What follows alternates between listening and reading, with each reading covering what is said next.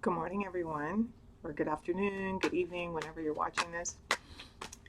So, I was moved this morning to come on and make a video in regards to God and my idea of God and how I believe that all of us are entitled to our own ideas of God. I grew up Catholic, having to go to church every Sunday, and it was awful. I hated Sundays. My home became a war zone on Sundays. We all had to get dressed up. I had to wear a dress. I remember screaming, God doesn't care if I wear a dress one time. And honest, honestly, God doesn't even care if you show up at church. The whole idea of God, at least my belief, is your own idea of God. I didn't come up with that on my own. Somebody else introduced me to the idea or the concept of creating God to be someone that I could count on, someone that I could believe in, because the God that I was raised with came from the Bible, which even as a child I didn't believe was the truth. I mean, I just remember thinking one day, like, yeah, right, like this was like written like a million years ago, and it's been translated into all these different languages, and I'm supposed to believe that not one word has been changed. Like nobody like altered anything, just like even as like a slight joke. Anyway, I just never bought it. But I do remember really being interested in children's versions of the Bible and the stories and the morals behind the story. The Is that the word? Yeah, like your fables. I'm getting like fables, like the lessons behind the stories, okay? And I remember one day somebody coming to the door. I was at my dad's house for the summer, and he bought me this book, and I believe it was like a King James version, and it was for children. And I used to read that all the time. Like it was really, I liked it. I liked the reference to the lesson behind the moral to the story. Yeah, the moral to the story. Yeah. Okay, so anyway, but I was raised to believe that if I didn't do certain things, that I was ultimately going to end up in hell, right? And the more that I stepped into my adulthood and just my life, who's to say that we aren't walking around in hell right now? I don't know. I know that different times in my life, I, I was in hell in my head, being paralyzed by fear and depression and just whatever, just being trapped in my own mind, in my own disgust and distaste for myself. So when I was introduced to the concept that I could choose my own God, and this was like when I was first getting sober, and I remember for a really long time I would envision God as just this giant hand, and I would just picture myself every single night sleeping in like this part of his hand, like I was just like all curled up, and that's all I could do. Like I couldn't really pray. I could just picture him as this giant hand, and there were other people sleeping there, but I got to sleep right here in the crux of his thumb. And I was just like so tired, so burnt out from surviving the life that I had just let go of, right? So, what the hell?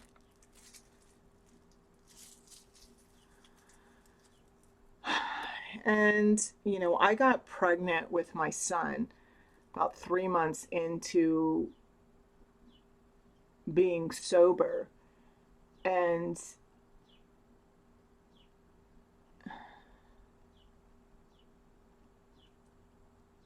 that was another experience that kind of brought me to my knees. Not kind of, it really did bring me to my knees, because I knew that I couldn't have an abortion.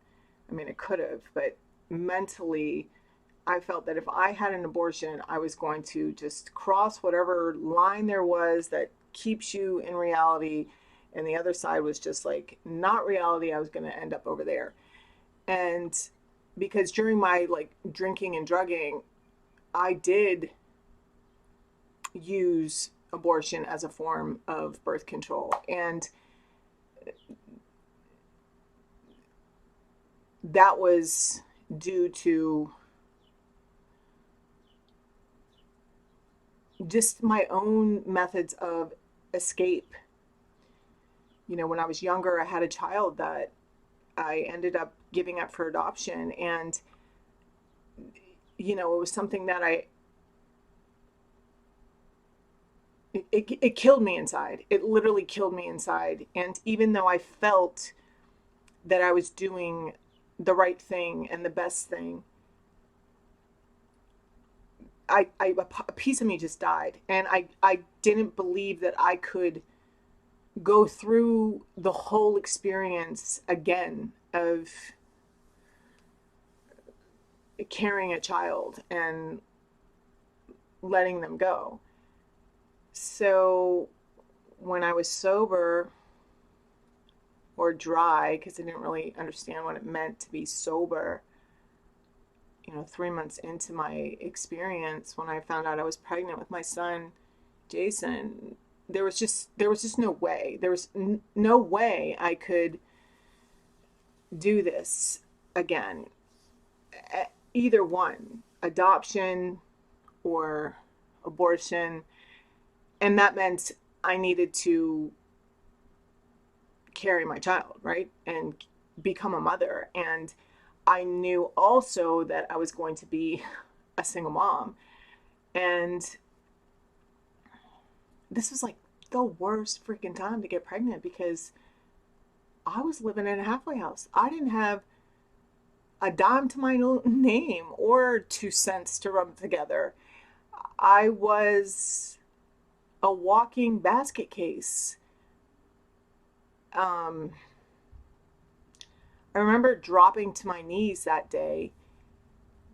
And this was when just life completely began to change for me because I dropped to my knees that day, just completely helpless and powerless. And I was shown a very fast forward version of my life and my experiences. And up until this point, I had just believed that I was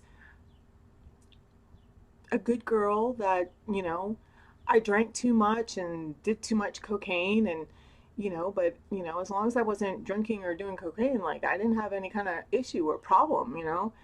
And that day that I dropped to my knees was my first like spiritual experience that, at least in my sobriety, I was shown how I was a lot more than just a good girl that drank too much and did a little bit too much cocaine. Like I had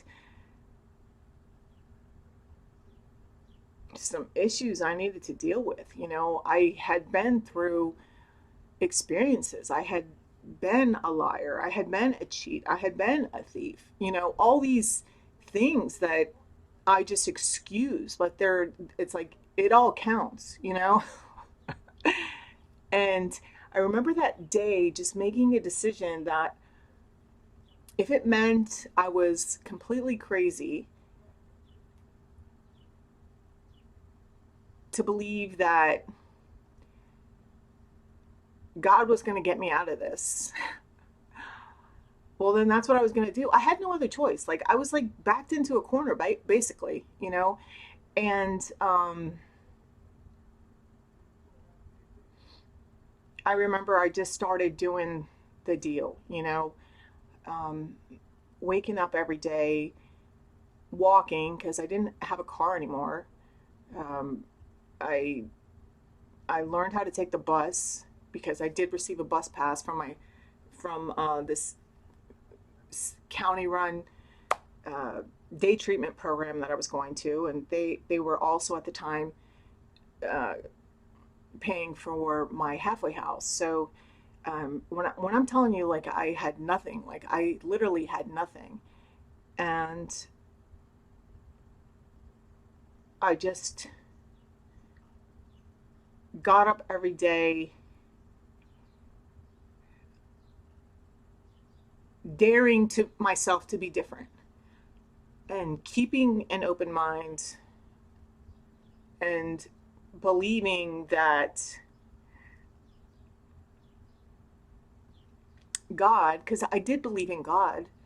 I was raised to believe in God, and I knew I had had experiences as a child and a teenager, and I had a knowing. I had many spiritual experiences with angels and things like that as a child and a teenager, and even when I was pregnant with my first son, that I ended up giving up for adoption.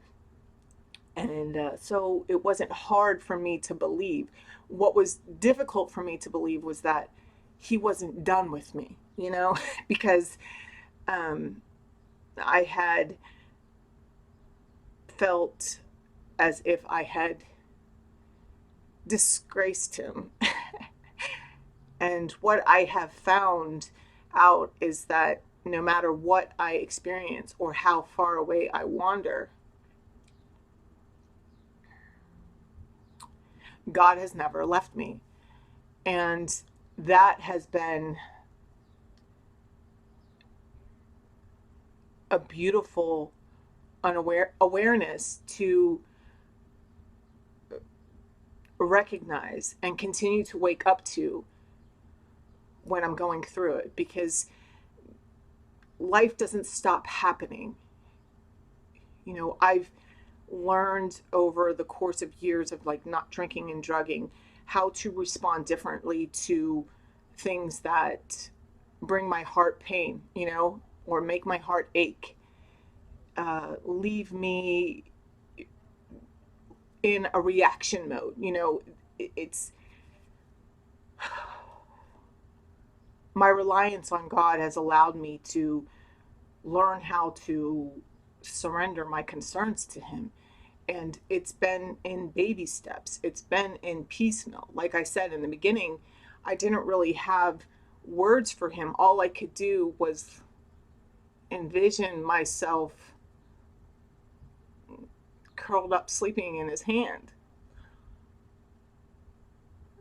for a long time. And I tell you this because maybe some of you were raised with the idea that God is a punishing God. And maybe, you know, there is such a thing as karma. You know, I do believe that, you know, everything we do, it has a reaction. And it's like, it's just the balancing of the universe, you know, and but I don't believe that these things happen to us because we're being punished. Anything that has hit me hard and hurt, or whatever lesson I've had to experience, has always end up ended up taking me to a higher level of understanding of myself and a deeper trust and reliance on God. So that's my message for you today. Take that with you and just embrace it in whatever way you want to, or not want to. I'm just here to share my experience, and you can take with it, or you could take it or leave it.